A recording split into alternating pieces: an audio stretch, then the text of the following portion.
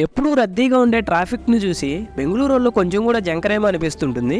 అదే మన తెలుగు వాళ్ళు ఎవరైనా సరే బెంగళూరు వచ్చారంటే చాలు ఈ ట్రాఫిక్ను చూసి ఏం ఆలోచించకుండా ఇంటికి వెళ్ళిపోతారనుకుంటున్నాను. ఎందుకంటే ఉండడానికి బెంగళూరులో బాగున్నా సరే అన్నింటినీ తట్టుకొని నిలబడగలిగే మనసు కూడా మనకుంటే బెంగళూరు చాలా కొత్తగా అనిపిస్తుంది. హలో గాయ్స్, నేను మీ సనల్ వగరాజు. అందరూ మంచిగా ఉన్నారని అనుకుంటున్నాను. ఇంటి దగ్గర నుంచి ట్రాఫిక్ సిగ్నల్ దాటుకుంటూ పక్కన ఉన్న కప్పన్ పార్క్ అయితే వచ్చేసాను. ఇక్కడికి రావడమేమో కానీ లవర్స్ చేసుకున్న ఘోరాలను చూడలేక సరిగా వీడియోస్ కూడా రికార్డ్ చేయలేకపోయాను.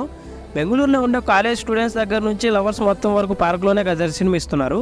కబ్బన్ పార్క్ చుట్టూ ఉన్న విజయమాల బిల్డింగులు, ఆ పక్కనే లాల్బాగ్ పార్కు, దీని చుట్టూ కోర్టులు, విధాన సౌధ, చిన్నస్వామి స్టేడియం ఉన్నాయండి.